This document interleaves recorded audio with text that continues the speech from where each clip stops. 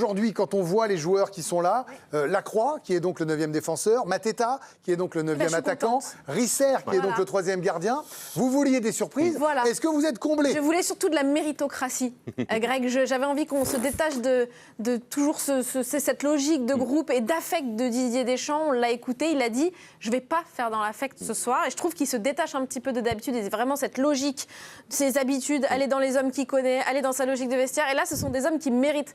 Alors, je suis désolée, évidemment, j'ai toujours une pensée pour les autres. Randal Kolo Muani, au regard de sa saison, méritait moins. Voilà. Il a mis un but en première ligue. On a parlé d'Eduardo Camavinga. Je suis désolée, au regard de la saison qu'il fait au Real Madrid et du côté de l'Espagne, il ne mérite pas forcément d'être là. On l'a souvent dit sur ce plateau qu'il était en danger. Voilà. Et évidemment, tout le contexte autour de Lucas Chevalier fait qu'il avait dégringolé dans la hiérarchie et que Risser mérite amplement sa place. Et justement, Ambre, c'est comme ça qu'il s'est aussi justifié sur l'absence d'Eduardo Camavinga, Didier Deschamps.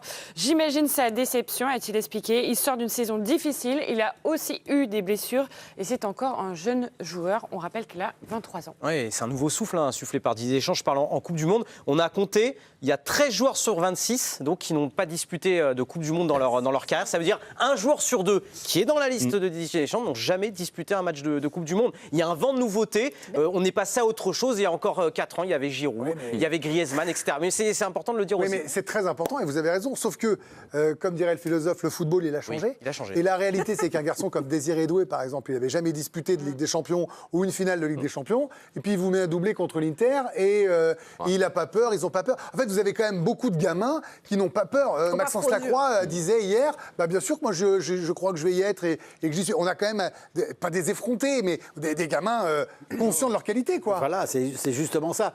C'est souvent parce que quand Ambre nous parle de mérite, alors moi, je suis contre le mérite. Je trouve que ça va super. Non, mais attends, je m'explique. Non, mais un tyran. Moi, je suis pour les privilèges. Non, quand on dit on mérite, moi, on mérite une paire de glaces. Non, t'en prends une, c'est terminé. Non, mais on n'est pas pour la violence. Ça justifie. Non, le terme pour moi le plus exact, c'est justifier. Lacroix, Risser et Mateta, ils justifient leur excellente saison, leur excellent comportement sur les terrains, et c'est pour ça que Didier Deschamps les prend. Alors bon, on va me dire qu'il n'y a peut-être pas de différence, mais en tout cas pour moi c'est important. Tu fais de la paraphrase.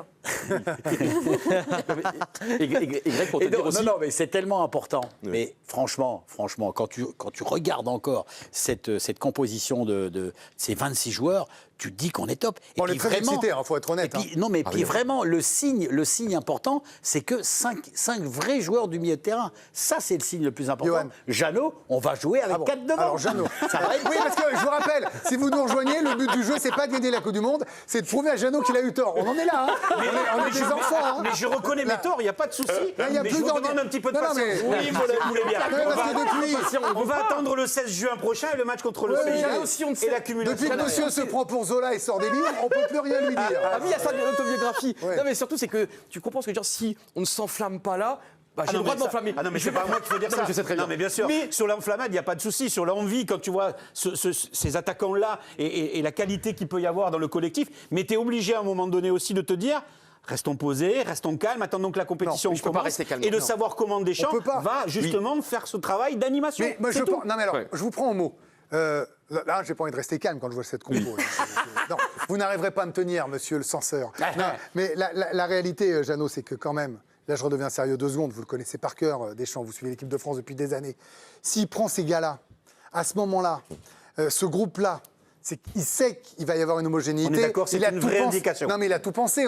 Tout ça est déjà calibré, j'imagine, dans sa tête, non? Oui, mais à partir du moment où il rentre dans la compétition, c'est là où on s'est rendu compte, et il l'a dit Yann tout à l'heure, il y a des modifications. Il peut avoir des modifications. Mais moi, je pense que les 2 premiers matchs, les 2 matchs amicaux de préparation, appelons-les comme vous voulez, contre la Côte d'Ivoire et contre l'Irlande du Nord, les 4 et 8 juin, ça va, j'espère, servir de laboratoire pour voir exactement où il veut aller. Ça fait 2 ans qu'il est sur ce laboratoire. 2 ans qu'il joue avec la même équipe. Oui, mais là, on est proche de la compétition. Ah ben, on y est. Et après, on va être dans la compétition. Et là, un mot sur le 3e gardien, parce que Robin Risser est donc arrivé. Ça fait des semaines qu'on a ce débat ici au sein de l'EDG. Alors que Guy Stéphane avait dit à nos confrères d'Ouest France il y a que 3 semaines qu'il n'y aurait certainement pas de surprise dans la liste. Mais parce que, en fait, la blessure a tout changé. Il aurait pu jouer les 2 matchs qu'a joué Marine, Chevalier. Il ne les joue pas. Bon, c'est factuel. Il a donné explication. Je ne peux pas prendre quelqu'un qui ne joue plus et qui, en plus, a été blessé.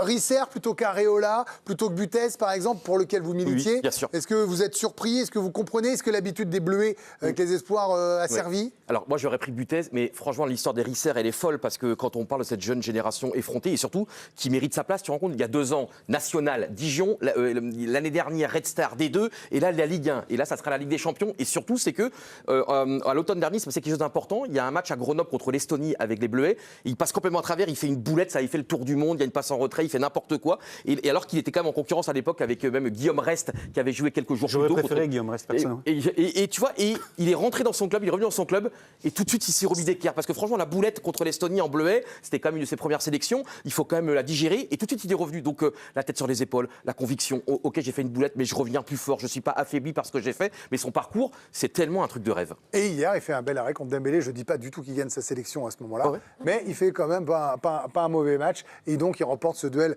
à distance avec Areola, Chevalier et Buté. Et première convocation pour un gardien de but arriver à une Coupe du Monde ou à un Euro, c'est hyper rare. On a regardé au 21e siècle, ils sont que 3, c'est le 3e. Il y a eu Mandanda qui n'avait pas reçu de convocation à l'Euro 2008. Il y avait Ruffier, il est là, regardez Jeannot sur le tableau. Il est arrivé en plus en cours de compétition. Carasso, il ne pouvait pas être sur les feuilles de match. Et donc désormais, il y a Robin Risset. D'ailleurs, petite information, Robin Risset est le 2e gardien en Europe qui a évité le plus de buts depuis le début de la saison. C'est nos amis d'Opta. Et le premier, c'est Mike Maignan. Il va falloir apprendre à prononcer correctement tout ça, parce que c'est Buté, j'ai dit Buté, c'est Robin Risset. Risser, oui, pardon. Pas Robin Risset. Exactement. C'est rien, Raphaël, c'est Baounès. On s'est enflammé sur l'attaque, sur la solidité du milieu, sur la défense finalement qui est pas si mal, parce qu'à un moment j'avais pleine de promesses, on va dire. Pleine de promesses. Les gardiens, mais la réalité en fait, quand on vous parle des 3 qui sont là, que ce soit Lacroix, Risser ou Mateta, qui sont, je vais mettre le mot surprise. Il y en a vraiment un qui pense qu'ils peuvent être la surprise au mondial et plus jouer, ou est-ce que Deschamps, il a ses 16 gars sûrs et ça va le jouer à 16 ou 17 point barre.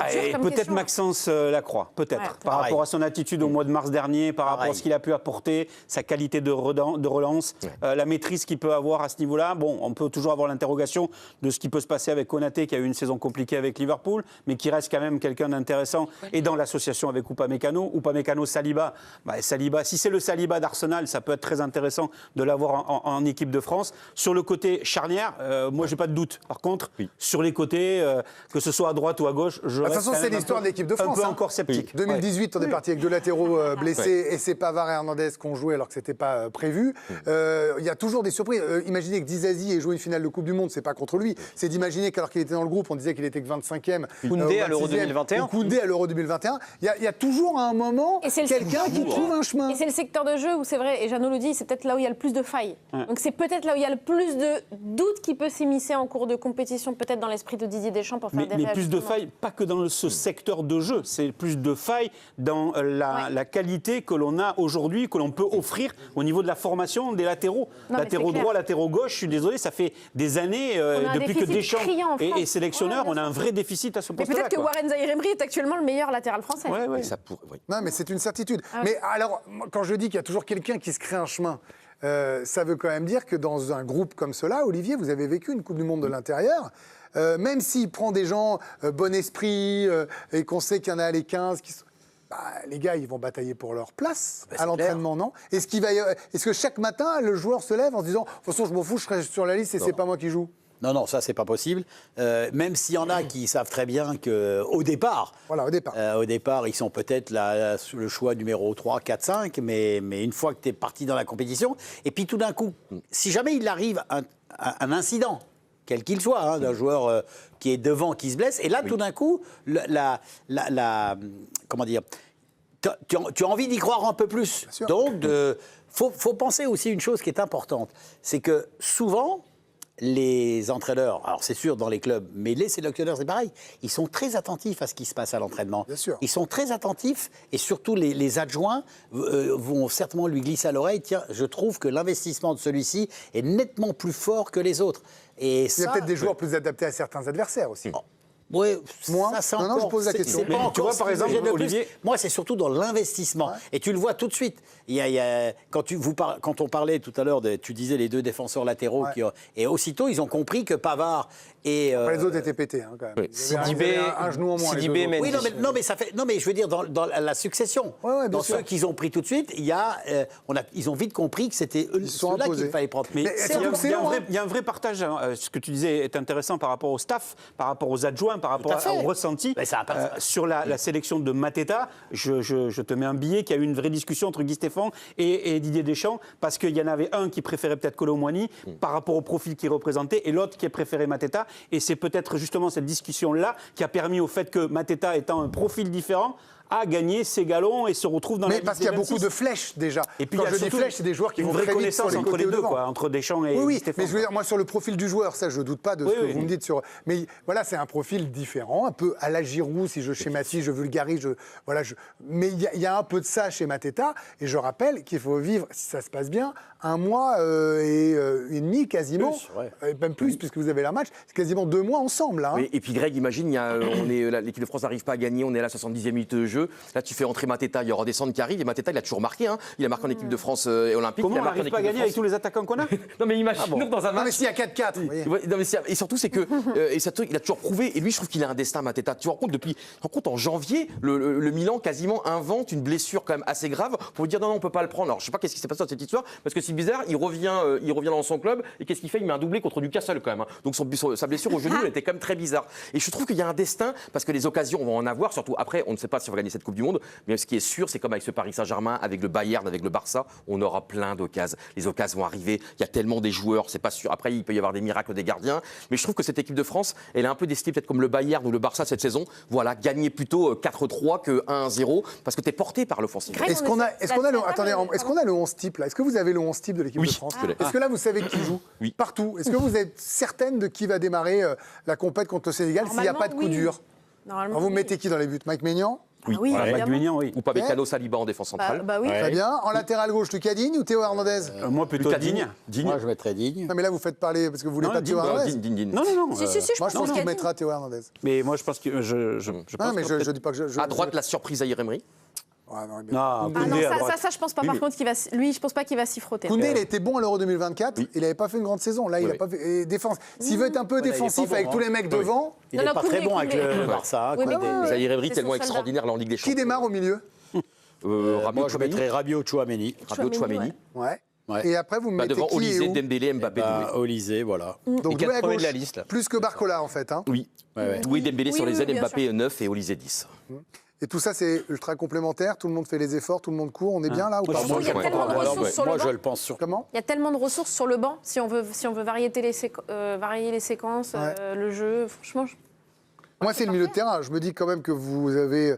Zaïre Emery ne posera pas de c'est quoi, problème. N'Golo que vous voulez voir sur le terrain? Non, non, justement, je sais pas. Je pense que Rabiot Chouameni est la meilleure paire, je suis d'accord avec Oui, vous. Mais par exemple, quand je vois l'émergence d'un Manu Koné qui avait été exceptionnel, qui n'était Bien pas sûr. du rassemblement, s'est blessé, mais que Deschamps adore, par exemple.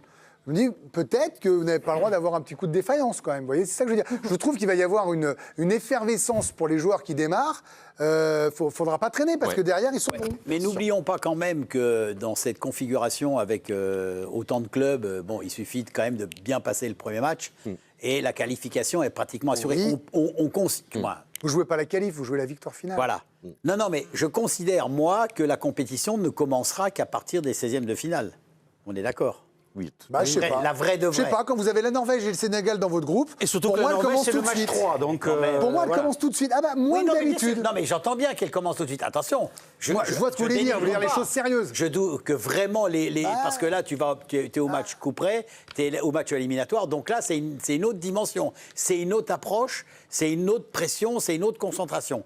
Mais évidemment que le match. Non, mais parce contre que la le Sénégal, réalité des chiffres dans cette Coupe du Monde, avec tous les troisièmes, enfin, majorité de Les meilleurs troisièmes troisièmes. qualifiés, les meilleurs troisièmes, la réalité, c'est que si vous battez l'Irak et que vous arrachez un nul contre la Norvège ou le Sénégal, vous avez de grandes chances à 4 points d'être Non, mais parmi vous les meilleurs n'allez pas en troisièmes. tongue dans une Coupe du Monde. mais c'est Non, bien sûr que non. attendez. Et je dis juste que moi, j'aime bien l'idée que vous êtes avertis historiquement avec le Sénégal.